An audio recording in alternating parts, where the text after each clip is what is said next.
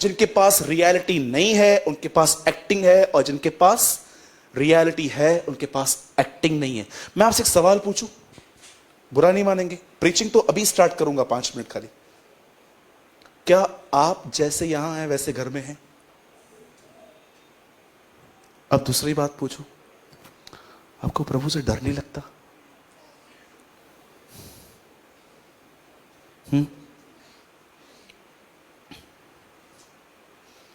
अपना बच्चा ट्रेन में खड़ा रहेगा ना तो उसको कैसे भी करके बिठाएंगे, आजा चल बैठा बैठ, वो विंडो पे ऐसा बैठा रहेगा।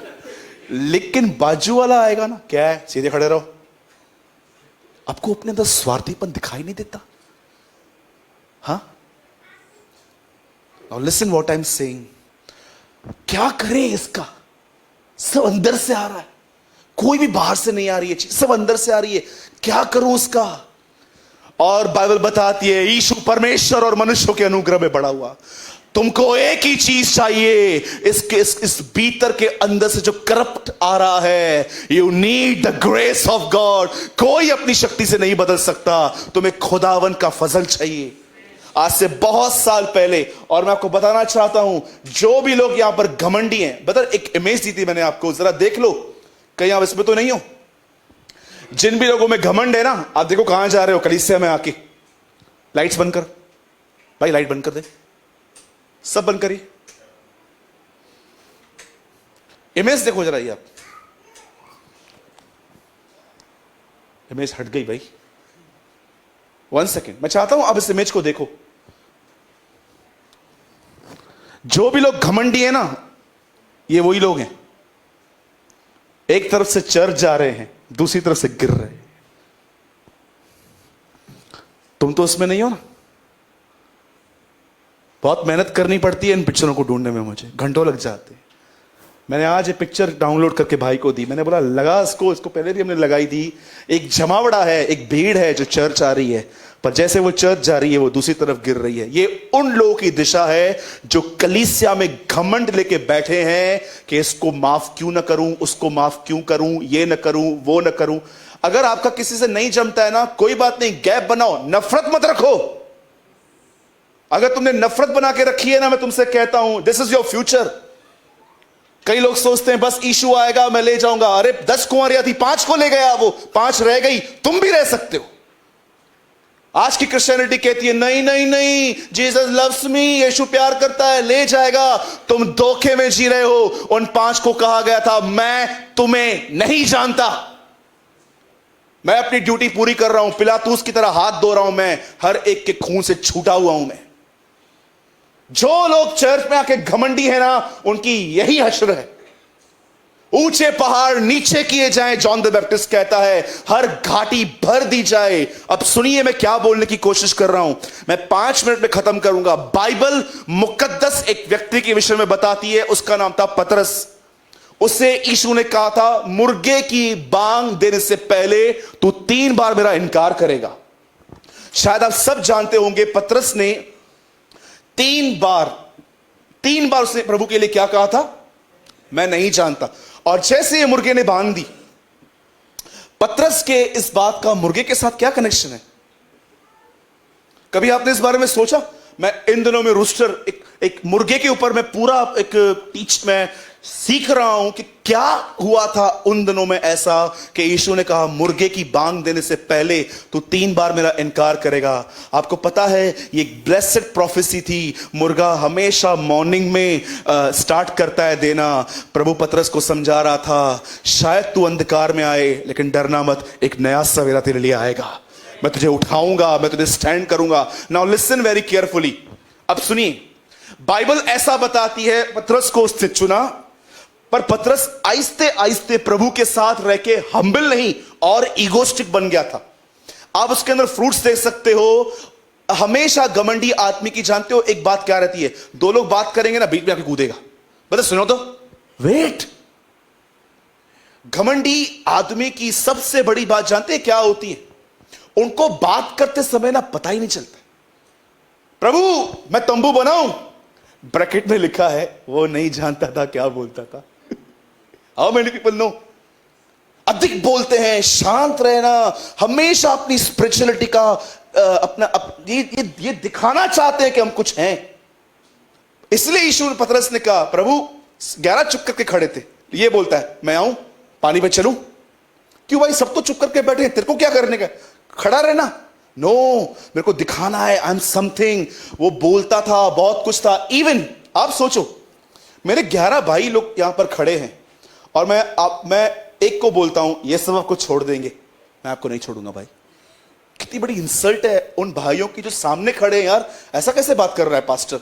लोगों के सामने वो कहता था, प्रभु ये सब तुझे छोड़ देंगे, मैं तुझे नहीं छोड़ूंगा। इस आदमी के लिए प्रभु कहता है, सुन, तू मेरा 3 बार इनकार करेगा। और जानते हो पतरस के अंदर क्यों उसने इनकार किया?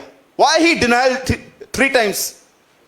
जब उसने देखा ना कि कैसे यीशु को पकड़ा गया, उसे डर आ गया कि अगर मैंने कहा ना कि मैं इसके ग्रुप का हूं, मैं भी गलीली हूं, तो ये लोग मुझे भी ऐसे पकड़ेंगे और शायद जहां पर 3 क्रूस थे, यीशु का, 2 चोरों का, एक मेरा भी रहेगा। अब मैं आपसे पूछना चाहता हूं, यही पतरस 3 बार इनकार करने के बाद जब पवित्र आत्मा इसके ऊपर उतरा, यही पतरस उसी पलटन के सामने खड़े होकर कहता है, जिसके सामने कहा था मैं उसे नहीं जानता, उसी पलटन के सामने खड़े होकर कहता है, तुमने उसे मारा, उसका मैं गवाह हूं। How he became bold? वो इतना बोल्ड कैसे हुआ? हां, कितने लोग हैं यहां पर जो बाहर जाके बोल्डली कह सकते हैं, हां है यीशु के हम, क्या करना है तुम्हें? हां हूं मैं यीशु का, लिया है मैंने बैप्टिज्म उसके नाम में, हां मैं हूं उसका। कितने लोग हैं यहां पर, मुझे बताइए, आपने वो ग्रेस टेस्ट की है जो पतरस ने की थी। आज लोगों को जानते हैं क्या करना है, 9:45 बजे नींद से उठना है, आधी नींद में यहां पर आना है, बैठना है, वचन सुनना है, चले जाना है। बता, यही तो जिंदगी है हमारी। पर कितने लोग हैं जो सीरियस हैं और वो उस अनुग्रह की आशा करते हैं जो उनको मिला था। एक व्यक्ति 3 बार कहता है मैं उसे नहीं जानता, लेकिन जब पवित्र आत्मा उतरता है, वो वही आदमी प्रचार करता है और कहता है, तुमने जीवन के कर्ता को मारा है, उसका मैं गवाह हूं। वो कैसे बोल्ड हुआ? याद रखिए इस बात को। पौलुस कहता है, परमेश्वर का अनुग्रह मेरे लिए बहुत है, उसकी सामर्थ मेरी निर्बलता में सिद्ध होती है। याद रखना, ग्रेस को हमेशा निर्बलता अट्रैक्ट करती है। जैसे कुछ लड़कों को लड़कियां अट्रैक्ट करती हैं, वैसे ही ग्रेस अट्रैक्ट होता है उन लोग की तरफ जो वीक हैं, जो अपनी वीकनेस खुदा को दिखाते हैं। प्रभु मैं कमजोर हूं, इसीलिए मैं आपके पास आया हूं। कई लोग कहते हैं मैं कमजोर हूं। तुम कमजोर नहीं हो, तुम ताकतवर हो, इसलिए तुम खुदा के पास नहीं जाते। अगर तुम कमजोर होते तो तुम एवरी डे उसके पास जाते, तुम एवरी डे उसके पास जाते। जानते हो, आप में से बहुत सारे लोग की लाइफ में कोई प्रभु के साथ बैठने का, बाइबल पढ़ने का, प्रेयर करने का नियम क्यों ना है? क्योंकि आप कमजोर नहीं हो, आप इतने मजबूत हो कि आपको अब तक अपनी नीड नहीं दिखाई दी है कि जिस लाइफ का ये चर्च में प्रचार करते हैं, ये लाइफ तब तक नहीं जी सकती जब तक ग्रेस ना मिले। कितने लोग हैं अपनी निर्बलताओं को लेकर खुदा के पास जाते हैं। मेरे भाइयों और बहनों, एक व्यक्ति अपने उस घमंड से लेके उस बोल्डनेस तक, अपनी उस नम्रता में आया, उसने पब्लिक में प्रचार किया, एक वजह से, क्योंकि उसे परमेश्वर का अनुग्रह मिला। आइए सब यहां देखिए, डर कहां से आता है?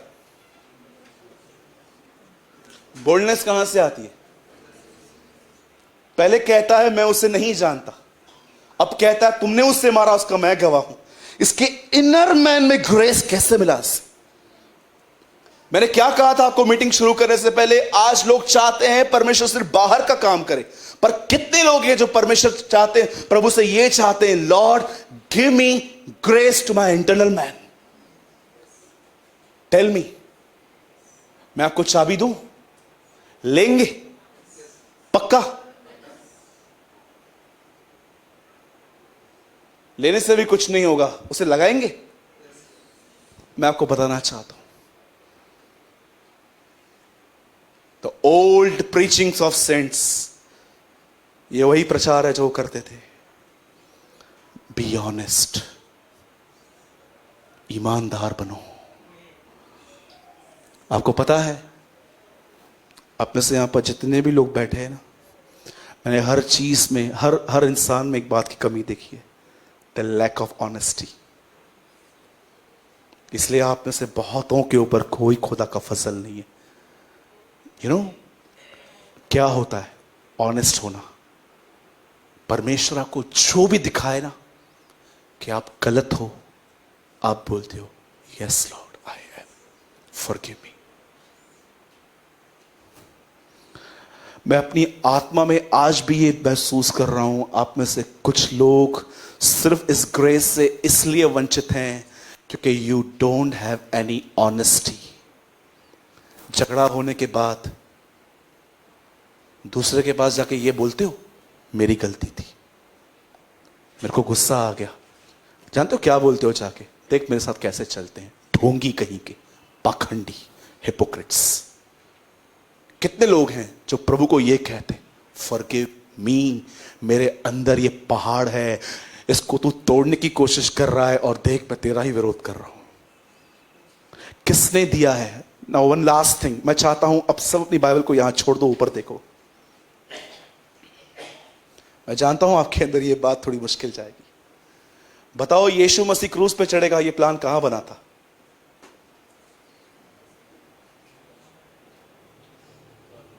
स्वर्ग में। पूरा कहां हुआ? धरती पे। किसके द्वारा पूरा हुआ?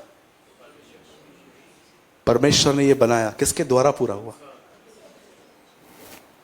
आज के बाद ये मत बोलना मेरे लाइफ में ये है वो है, खुदा ने दिया है तुम्हें ताकि वो तुम्हें क्रूस पे चढ़ाए। You believe that? जिंदगी में कोई तो एक व्यक्ति प्रभु रखेगा जो तुम्हें क्रूस पे चढ़ाएगा।